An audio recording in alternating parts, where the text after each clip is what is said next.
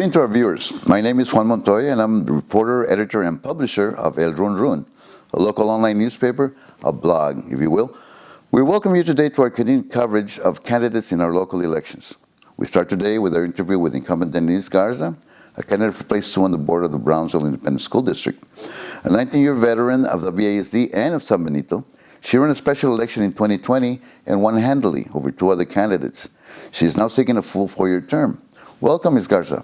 Thank you, Mr. Montoya, for having me today, and I look forward to answering your questions and allowing the viewers at home to get to know me a little better, as many may not really know me, and this is their opportunity after this interview.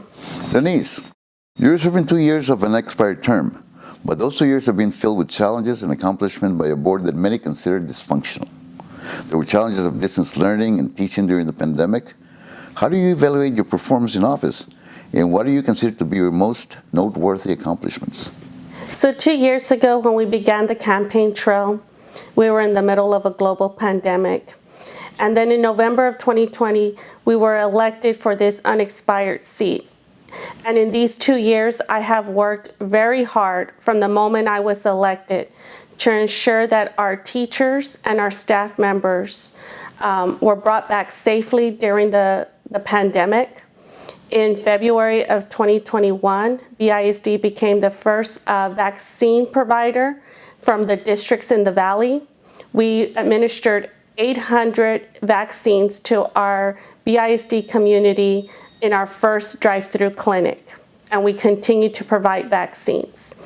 During this time of virtual instruction, we worked hard to ensure that our students had the electronics needed to continue their education. Hotspots were available to all students as well. Meals were also being provided to our students. And also in these 2 years, we have worked very hard to bringing all our employees up to market value in pay. B.I.S.D. was once last in pay with all the other surrounding districts. 2 years, we started the process, and this year we were able to assure that nobody in our district makes less than $15 an hour. Our teachers are now making $53,000 a year starting pay, and all current employees that were previously on our staff are now making $4,000 more than before. We continue to work on our compensation plan. This was the beginning, and we're not going to stop. Under these 2 years, I think we have proven that although they thought we were a dysfunctional board or an uneducated board, this board has moved forward and has done more than any previous boards have done in years. And as the district continues with new challenges, although we're still in COVID, our number 1 priority right now is the safety and security of all students and staff. B.I.S.D. is currently hiring new police officers, and right now we're focused on providing every police officer to be at every campus. That is our goal, and getting the funds that our police department need to assure that we are ready for anything that may happen in our district. Many district residents have been bothered by the scandals of the past, when some board members have been removed, censored, and even indicted. Can you reassure our viewers, that things will be different with you on the board? So 2 years ago, when I was elected onto this board, we did notice a lot of, discrepancies that were being guided through legal counsel. Previous legal counsel, I think, had a lot to do with the craziness that was happening in our district, the dysfunction in our district, and our board was being misguided. These 2 years, we have assured our community that this board was not going to allow to be misguided.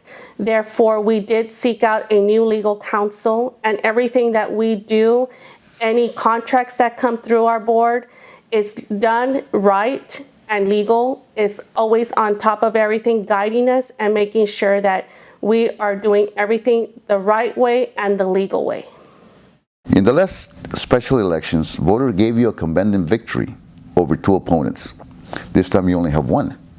Can you assure the voters that voting for you again will be the right thing to do? So 2 years ago, when I was elected onto this board, it was an unexpired term, which I only had 2 years left to finish on this seat.